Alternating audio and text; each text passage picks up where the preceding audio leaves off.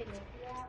The WFP has suspended food distributions in Ethiopia's Kombolcha and Dessie after looting of supplies, reportedly by elements of Tigrayan forces that staff was unable to stop due to intimidation, including being held at gunpoint.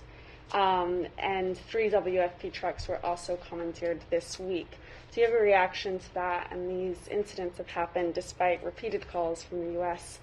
for humanitarian aid to be allowed to flow. At what point do you take punitive action? And then just as an aside, do you have any travel for Special Envoy Feltman to preview? So to the last part of your question, Special Envoy Feltman will depart tomorrow for the UAE, for Turkey, as well as Egypt, and he'll meet with counterparts there to discuss what it is that the international community seeks when it comes to Ethiopia, and that is chiefly a negotiated resolution to the conflict, because we know that conflict threatens the peace and security in the Horn of Africa.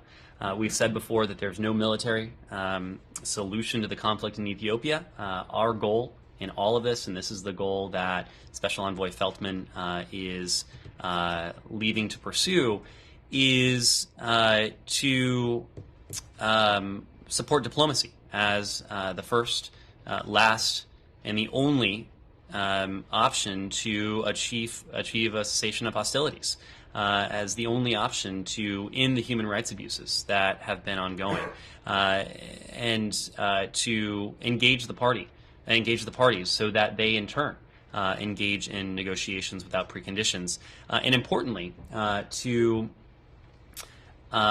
permit the unhindered humanitarian access for Tigray, for other parts of northern Ethiopia, and broadly to start a national, inclusive national dialogue as well. When it comes to humanitarian access, we understand that some food trucks have moved, but they have not done so at remotely the volume the United Nations has said is needed to address the humanitarian catastrophe in Tigray.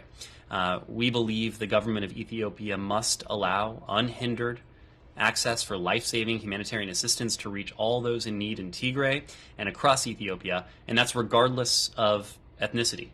Moving trucks with relief supplies is just one step of many that's necessary to help the millions of people who are in dire need of aid, and we have repeatedly and urgently called for all parties to allow and to facilitate that level of unhindered humanitarian access. You've said that many times. Do you feel that the parties to the conflict are heeding those calls? Have you seen any progress on that? I mean, especially given the events this week, the intimidation of humanitarian staff and the looting.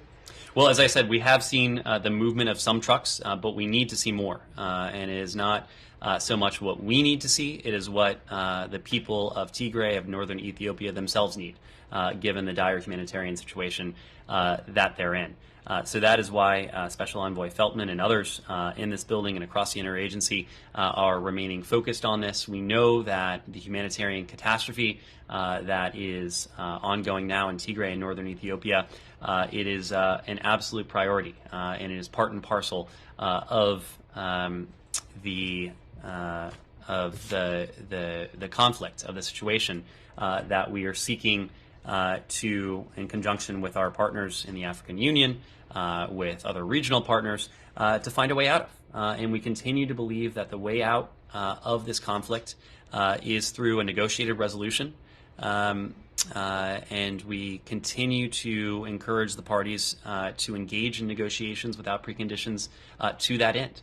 On the one hand, we are encouraging, but they're also on the other hand, we do have a set of sticks, and we've talked about those punitive measures that we have employed against some actors in this conflict. The executive order that we announced some weeks ago remains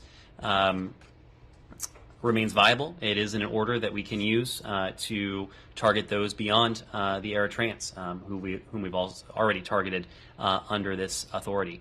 You've heard from senior administration officials that we are certainly willing, if the parties are unwilling, to make progress themselves. But right now, what we're focused on is trying to support that diplomacy, calling, urging, doing everything we can to see to it that there's additional humanitarian access in Tigray and northern Ethiopia.